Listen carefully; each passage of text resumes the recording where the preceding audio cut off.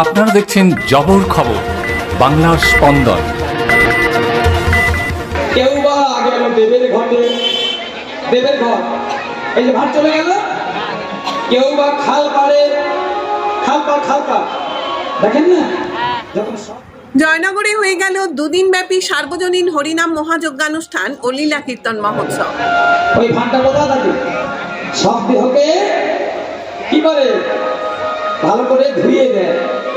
ধোয়ানোর পরে ওই ভাতটা আগুন লাগানোর পরে, চিতাতে আগুনে দেওয়ার পরে আমরা কি থাকে বলুন, কেসটা চিতাতে পোড়ানোর পরে তিনখানা টোকা দিয়ে পিছন দিকে দেখা যায়।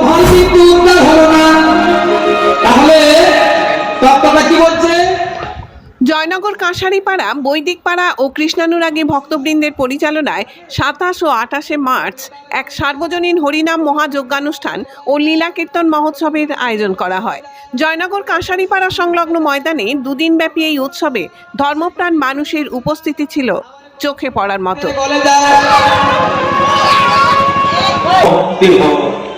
এই ভুল, এই মানুষ ভুল, মানব দেহ ভুলের সঙ্গে তুলনা করছে। এই ভুলটা যতক্ষণ গোবিন্দ সবাই লাগাতে পারছে, তার মানব বিফলে হরি হরি হরি।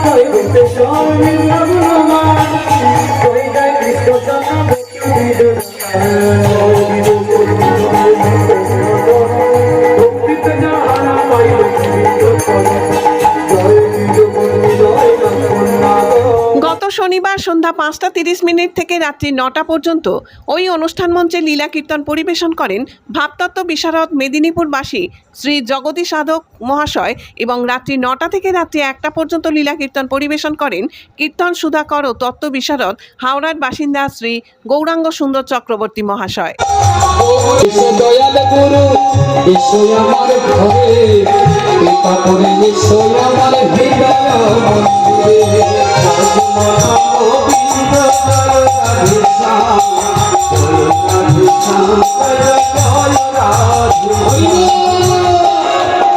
পদ্মাবতী মায়া মন্দির থেকে দেখতে পেল স্বামী আসছে, ছেলে বলে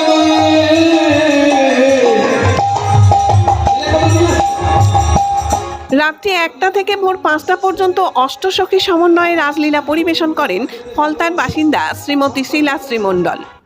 এদিন উদ্যোক্তাদের পক্ষে খোকন দাস জবর খবরের একান্ত সাক্ষাৎকারে বলেন, এটা আমাদের পাড়ায় মানে কাঁসারিপাড়া বৈদ্যপাড়া, এটা আমাদের হচ্ছে 3য় বছর হরিনাম হচ্ছে।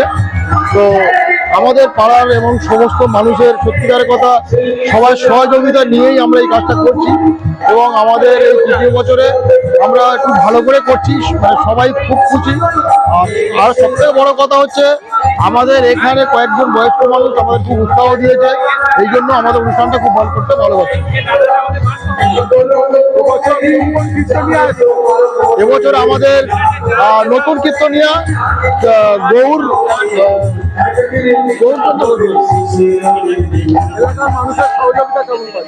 খুব ভালো, মানে খুব ভালো সহযোগিতা ছাড়া তো আমরা এসব জিনিস করতে পারবো না, কারণ এসব জিনিস তো এখন উঠে গেছে। তো আমরা এখানকার লোকের প্রচুর সহযোগিতা পেয়েছি, যার জন্য আমরা অনুষ্ঠানটা করতে খুব ভালোবাসি। আগামী দিনে কি পরিকল্পনা? আরো পরিকল্পনা আছে, আরো ভালো করে করব, আরো বড় করে করব, সবাই সহযোগিতা নিয়েই করব। চোখের যত্ন নিন, চোখ আপনার অমূল্য সম্পদ, আপনার চোখকে রাখুন নিরাপদ।